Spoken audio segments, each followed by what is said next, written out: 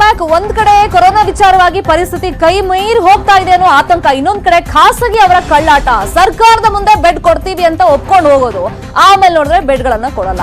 ರೋಗಿಗಳು ಬಾಗಿಲಿಗೆ ಹೋದ್ರೆ ಬೆಡ್ ಇಲ್ಲ ಅಂತ ಹೇಳ್ತಾರೆ.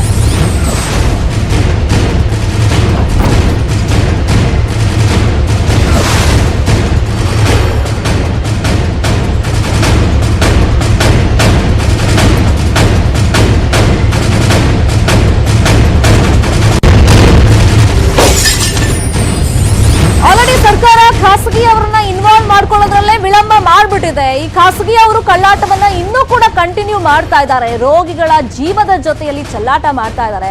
ಈ ಹಿಂದಿನ ಸಭೆ ಮಾಡಿದಾಗ ಸರ್ಕಾರಕ್ಕೆ ಅವರು ಭರವಸೆ ಕೊಟ್ಟಿದ್ರು, ನಾವು ಕೊಡ್ತೀವಿ, ಬೆಡ್ ಕೊಡ್ತೀವಿ, ಯಾವುದೇ ರೀತಿಯಲ್ಲೂ ಸಮಸ್ಯೆಗಳು ಆಗೋದಿಲ್ಲ, ನಮ್ಮ ಹತ್ರ ಏನೆಲ್ಲ ಎಕ್ವಿಪ್ಮೆಂಟ್ಸ್ ಇದೆ ಅದನ್ನೆಲ್ಲ ಕೋವಿಡ್ಗೆ ನಾವು ಬಳಕೆ ಮಾಡ್ಕೊಳ್ತೀವಿ ಅಂತ.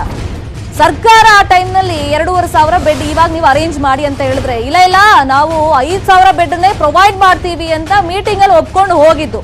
ಬಟ್ ಇವಾಗ ನೋಡಿದ್ರೆ ಕಳ್ಳಾಟಗಳು ನಡೀತಾ ಇದೆ. ಮತ್ತೆ ದಿನನಿತ್ಯ ನಾವು ನೋಡ್ತಾ ಇದೀವಲ್ಲ, ಬೆಂಗಳೂರಂತ ಮಹಾನಗರಗಳಲ್ಲೇ ಪ್ರೈವೇಟ್ ಹಾಸ್ಪಿಟಲ್ ಮುಂದೆ ಪೇಷಂಟ್ ಹೋಗಿ ನನಗೆ ಟ್ರೀಟ್ಮೆಂಟ್ ಕೊಡಿ ಪ್ಲೀಸ್, ನಾನು ಸಾಯ್ತಾ ಇದ್ದೀನಿ ಅಂತ ಗೋಳಾಡಿ ನರಳಾಟ ಮಾಡಿದ್ರು ಕೂಡ ಇಲ್ಲಿ ಬೆಡ್ ಇಲ್ಲ, ಇನ್ನೊಂದು ಸಬೂಬುಗಳನ್ನ ಹೇಳೋದು, ಎಕ್ವಿಪ್ಮೆಂಟ್ ಇಲ್ಲ, ನೀವು ಬೇರೆ ಆಸ್ಪತ್ರೆಗೆ ಹೋಗಿ ಅಂತ ಸಜೆಷನ್ ಕೊಡ್ತಾ ಇದ್ದಾರೆ.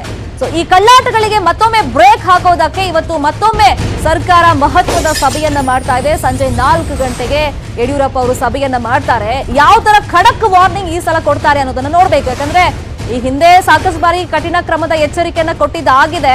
ಸೊ ನಿಮ್ಮ ಈ ಮೂಲಭೂತ ಸೌಕರ್ಯವನ್ನೇ ನಾವು ಕಟ್ ಮಾಡಬೇಕಾಗುತ್ತೆ ಅಂತೆಲ್ಲ ಬ್ರಹ್ಮಾಸ್ತ್ರ ಪ್ರಯೋಗಕ್ಕೆಲ್ಲ ಸರ್ಕಾರ ಸಿದ್ಧತೆಗಳನ್ನ ಮಾಡ್ಕೊಂಡಿತ್ತು. ಮತ್ತೆ ಕಾನೂನು ಅಸ್ತ್ರ ಕೂಡ ಪ್ರಯೋಗ ಮಾಡಬೇಕಾಗುತ್ತೆ ಪ್ರೈವೇಟ್ ಹಾಸ್ಪಿಟಲ್ ಮೇಲೆ ಅಂತ. ಈಗ 5,000 ಹಾಸಿಗೆ ಮೀಸಲನ್ನ ಇಡೋದಕ್ಕೆ ಸರ್ಕಾರ ಈ ಹಿಂದೆ ಸೂಚನೆಯನ್ನ ಕೊಟ್ಟಿತ್ತು. ಆದ್ರೆ ಇಲ್ಲಿ ತನಕ ಖಾಸಗಿ ಅವರ ಕಳ್ಳಾಟ ನಡೀತಾ ಇದೆ. 2,500 ಹಾಸಿಗೆಯನ್ನ ಖಾಸಗಿ ಆಸ್ಪತ್ರೆಗಳು ಕೊಟ್ಟಿವೆ. ಸೊ ಇವತ್ತೊಂದು ಮಹತ್ವದ ಸಭೆ ಆಗುತ್ತೆ. ಯಾವ ತರ ಯಡಿಯೂರಪ್ಪ ಅವರು ಖಡಕ್ ಆಗಿ ವಾರ್ನಿಂಗ್ ಅನ್ನ ಕೊಡ್ತಾರೆ ಅನ್ನೋದನ್ನ ನೋಡ್ಬೇಕು.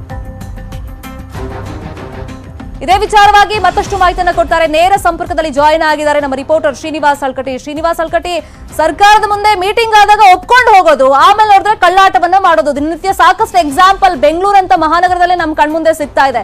ಪೇಷಂಟ್ ಗಳು ಹೋದಾಗ ಏನೇನೋ ಸಮಜಾಯಿಷಿ ಕೊಡೋದು, ಸಬೂಬ್ಗಳನ್ನ ಕೊಡೋದು, ಹೆಂಗೋ ಸಾಗಾಕ್ಬಿಡ್ಬೇಕು ಅಂತ ಹೇಳ್ಬಿಟ್ಟು.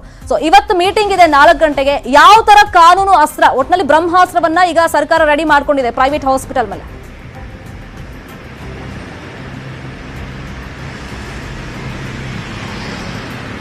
ಶರ್ಮಿತಾ, ಬೆಂಗಳೂರಿನಲ್ಲಿ ಕೊರೋನಾ ಪರಿಸ್ಥಿತಿ ಕೈಮೀರಿ ಹೋಗ್ತಾ ಇದೆ. ಆದರೂ ಕೂಡ ಖಾಸಗಿ ಆಸ್ಪತ್ರೆಗಳು ಮತ್ತು ಖಾಸಗಿ ಮೆಡಿಕಲ್ ಕಾಲೇಜುಗಳು ಏನು ಸರ್ಕಾರಕ್ಕೆ 5,000 ಬೆಡ್ ಅನ್ನು ಕೊಡ್ತೀವಿ ಅಂತಕ್ಕಂಥ ಒಂದು ಭರವಸೆಯನ್ನು ಕೊಟ್ಟಿದ್ವು, ಆ ಭರವಸೆಯನ್ನ ಇದುವರೆಗೂ ಈಡೇರಿಸಿಲ್ಲ ಅಂತಕ್ಕಂಥದ್ದು ಸರ್ಕಾರಕ್ಕೆ ದೊಡ್ಡ ತಲೆನೋವಾಗಿ ಪರಿಣಮಿಸಿದೆ.